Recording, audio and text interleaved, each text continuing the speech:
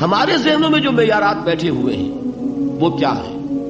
کامیابی پیسے سے ہے، کامیابی جائیداد سے ہے، کامیابی کاروبار سے ہے، کامیابی شہرت سے ہے، کامیابی اقتدار سے ہے.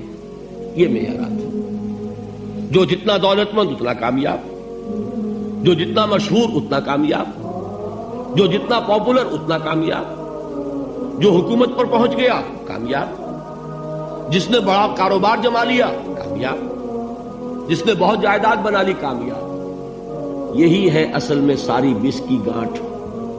جو تصور کامیابی کا ہوگا اسی کے مطابق آپ کی بھاگ دوڑ ہوگی، اسی کے لیے جد و جہد ہوگی، اسی کے لیے توانائیاں صرف ہوں گی، اسی کے لیے دن رات کی مشقت ہوگی. یہ ہے اصل شے جس کی یہاں نفی ہو رہی ہے. کامیابی دولت سے نہیں، کامیابی شہرت سے نہیں، کامیابی اقتدار اور طاقت اور حکومت سے نہیں، بلکہ کامیابی ہے ایمان سے، عمل صالح سے، تواصی بالحق سے، تواصی بالصبر سے. آپ غور کیجئے اس نقطہ نظر کا، اس ایٹیچیوڈ کا، یہ جو مینٹل ایٹیچیوڈ ہے اس کا بدل جانا ہی انسانی شخصیت کے اندر انقلاب برپا کرے گا. اب آپ کا نتیجہ کیا نکلا؟ اگر تو دولت سے کامیابی ہوتی تو قارون بہت کامیاب تھا، اگر حکومت سے کامیابی ہوتی تو فرعون اور نمرود بہت کامیاب تھے. کامیابی ان سے نہیں ہے. کامیابی انسان دولت میں قارون کی دولت تک پہنچ جائے اور دنیا میں دبدبہ اور اقتدار اور سلطنت اور حکومت کے اعتبار سے وہ نمرود اور فرعون کا مقام حاصل کر لے، وہ ناکام ہے، خائب ہے، خاسر ہے، برباد ہے. اور ابو ذر غفاری کامیاب ہے، چاہے ان کے پاس کچھ نہیں تھا، جھونپڑی تک نہیں تھی، کوئی گھر نہیں تھا.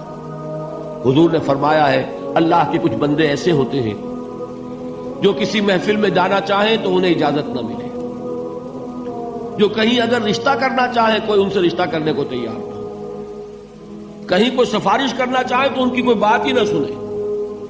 لیکن اللہ کے ہاں ان کا وہ مقام ہے کہ اگر بھولے سے بھی کسی بات پر قسم کھا بیٹھتے تو اللہ ان کے قسم کی لاج رکھتا ہے. یہ ہے فرق. یہ جان لیجیے اچھی طرح. اس بات کا مان لینا آسان، اس پر سبحان اللہ کہنا آسان، لیکن اس کے مطابق آپ کے اپنے ذہن کا بدل جانا بہت مشکل. اس لیے کہ ہم متاثر ہوتے ہیں اپنے ماحول سے. وہ بڑا محل ہے، دیکھ کر ایک دفعہ جھجری آتی ہے، وہ بڑی سی 20 فٹ لمبی کار سناٹے کے ساتھ آپ کے پاس سے گزر گئی. ایک دفعہ اعصاب کے اندر ارتعاش ہوتا ہے، محسوس ہوتا ہے بڑے یہ نصیبے والے لوگ ہیں، بڑے خوش نصیب، بڑے کامیاب. حالانکہ کچھ معلوم نہیں کہ یہی سب سے بڑی بد نصیبی ہو سکتا ہے کہ یہی سب سے بڑی ناکامی ہو. اگر ذہنوں میں یہ بات بیٹھ جائے کامیابی کس شے سے. یہی وجہ دیکھیے قرآن مجید میں بارہا آپ دیکھیں اولئک ھم المفلحون، یہ ہے لوگ کامیاب ہونے والے. آج ہی آپ نے نماز میں وہ آیات سنی، یا ایھا الذین آمنوا ارکعوا واسجدوا واعبدوا ربکم وافعلوا الخیر لعلکم تفلحون. اے ایمان والو، رکوع کرو، سجدہ کرو، اپنے رب کی پرستش اور بندگی کرو اور اچھے کام کرو تاکہ تم کامیاب ہو جاؤ. تو کامیابی کن چیزوں سے ہے؟ یہ ہے سب سے بڑا سبق.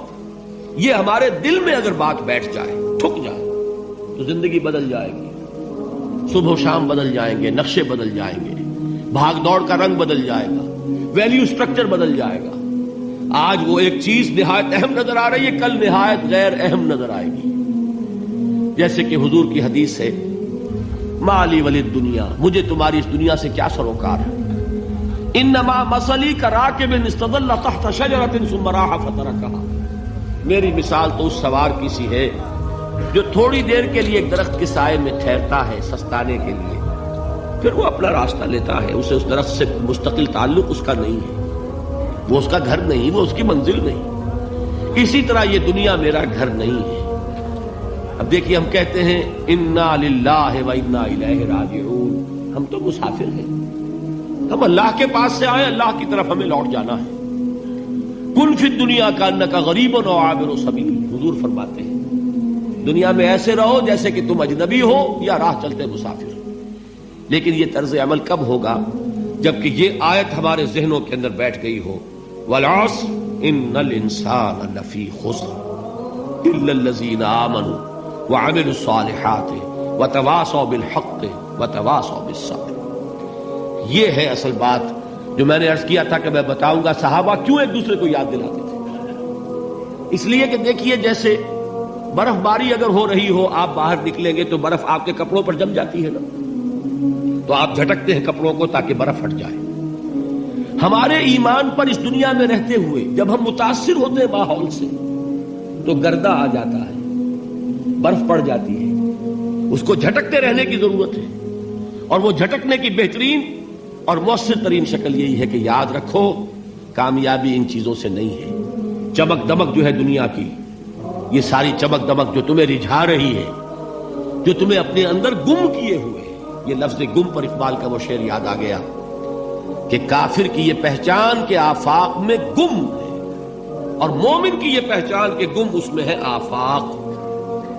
تم گم نہ ہو کر رہ جاؤ، اس میں مبہوت نہ ہو کر رہ جاؤ، مرعوب نہ ہو کر رہ جاؤ، دنیا ہی کی محبت تمہارے اوپر ڈیرے نہ ڈال دے، تمہارے دلوں کے اوپر مسلط نہ ہو جائے۔ لہذا تازہ کرتے رہا کرو، والعصر ان الانسان لفی خسر الا الذین آمنوا وعملوا الصالحات وتواصوا بالحق وتواصوا بالصبر۔ پھر یاد کر لو، پھر تازہ کر لو اپنے اس یقین کو کہ کامیابی دولت سے نہیں، کامیابی ثروت سے نہیں، کامیابی اقتدار سے نہیں، کامیابی شہرت سے نہیں، کامیابی جائیداد سے نہیں، کامیابی ہے ایمان سے، کامیابی ہے عمل صالح سے، کامیابی ہے تواصی بالحق سے، کامیابی ہے تواصی بالصبر سے۔ یہ چار چیزیں ہیں کہ جو کامیابی کے لوازم